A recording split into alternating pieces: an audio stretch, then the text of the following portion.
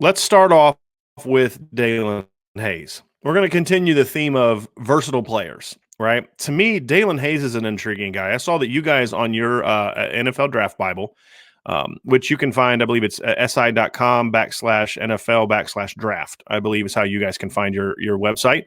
Yep. You guys are part of the SI Fan Nation brand as well. So you guys had Daelin Hayes listed as a 4-3 defensive end.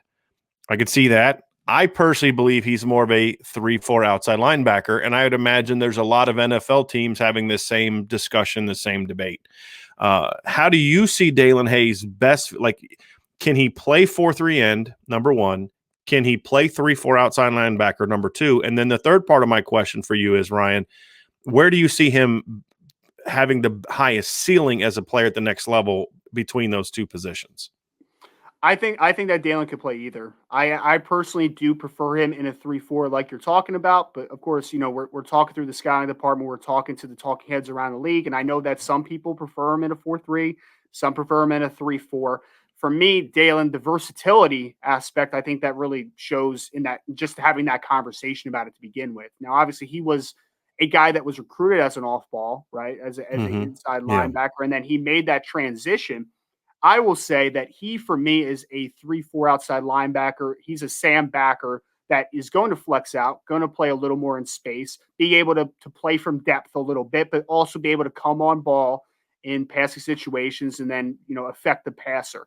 What didn't really strike you on film? Obviously, Dalen was a guy that had a lot of notoriety and a lot of hype early and then kind of just fell into that backup role because, hey, there was a lot of talented players on the roster as well, right? Like Julian Akwara and Khalid Kareem, a lot of talent, a lot of guys that are going to play in the NFL one day.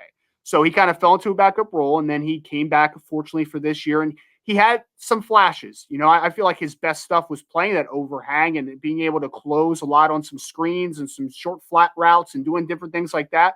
But then he goes to Senior Bowl, and he dominates one-on-ones throughout most of the week.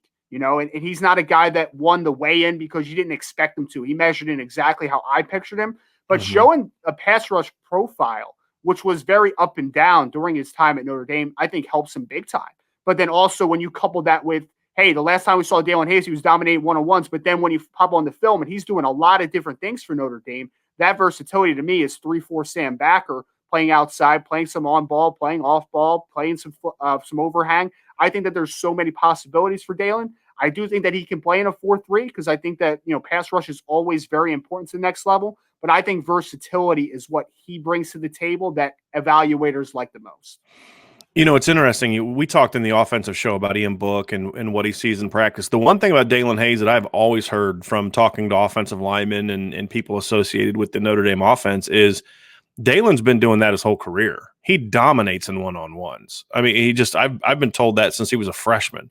It just never translated onto the field really until the second half of this past season is really, I mean, he started to kind of ramp up the ability to get after the quarterback. We saw him with a big sack against Clemson. He had a couple big sacks against Georgia Tech. You just kind of wonder because look, this is a kid that played 8 games of high school football. That's it. 8 games of high school football.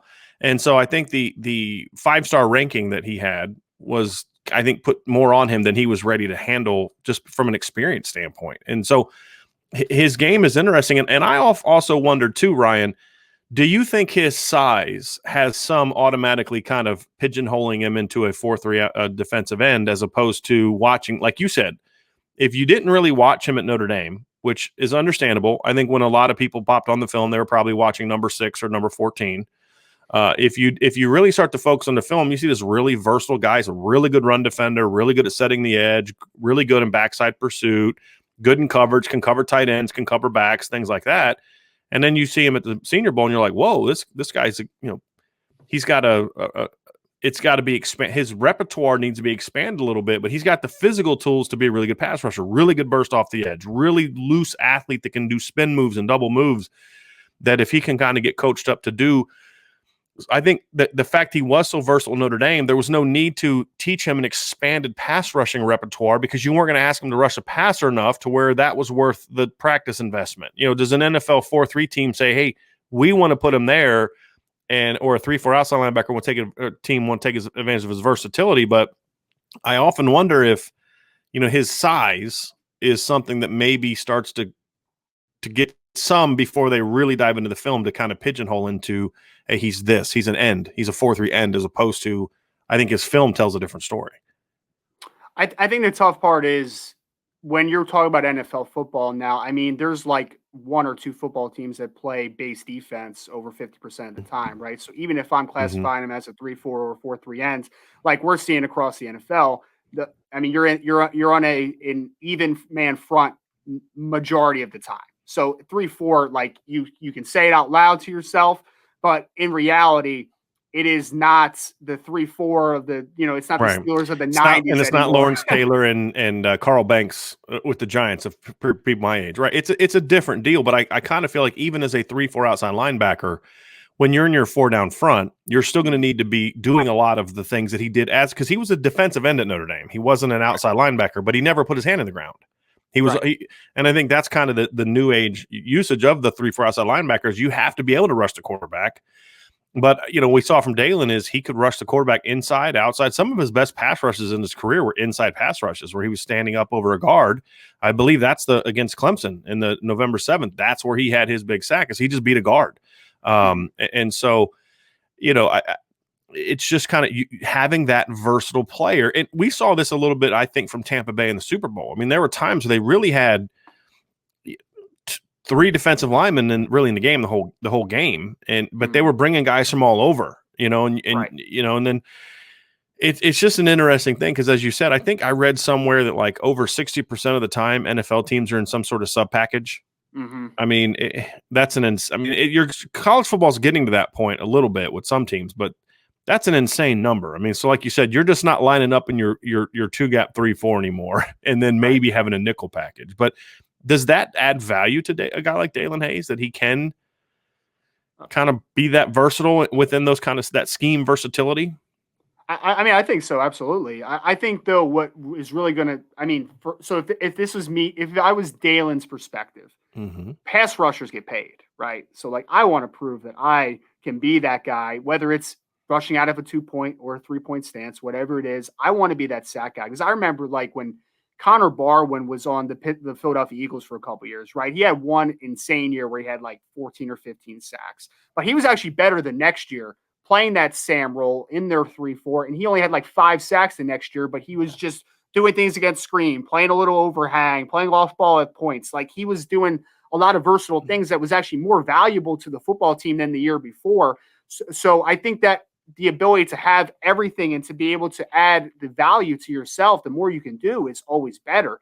But for right now, I think Dalen, what he really needs to prove is, hey, I can be a pass rusher first. I can be a volume sack guy potentially down the road. I'm a guy that's just still scratching at the surface. Because like you said, I mean, 8 football games coming out of Skyline High School. And now he's, he was up and down a little bit, especially, kind of sitting behind a couple guys after losing the starting nod, early on in his career. So he's a guy that's still relatively inexperienced when you really think about it, which for NFL evaluators is both good and bad, because they're going to think, hey, maybe we don't get the immediate return, but down the line, Daelin Hayes hasn't even scratched the surface. So he might be worth the investment. It might not be this year, but 2 to 3 years from now, we could be having some sort of high volume sack guy, at least a guy that can contribute a ton on passing downs and give us that impact that we need. Where do you rank him as far as draft range, and where do you think he goes in this upcoming draft? I am a little higher on both the defensive end edge players coming out of Notre Dame this year than we are consensus in NFL Draft Bible. I would say that I have early day 3 grades on both the guys. I was on record on Locked On Irish, as I said, that I thought that at least one of those guys would push into day 2 consideration after the Senior Bowl. And I think, honestly, both of them, I know didn't get into Adi yet, but I think both of them did, in different ways, a lot of service to themselves. I wouldn't be shocked if both of them ended up going on day 2 somewhere, because I think there's developmental potential to both of them. Now, just for the people that aren't draft nicks like you are, and like I love the draft.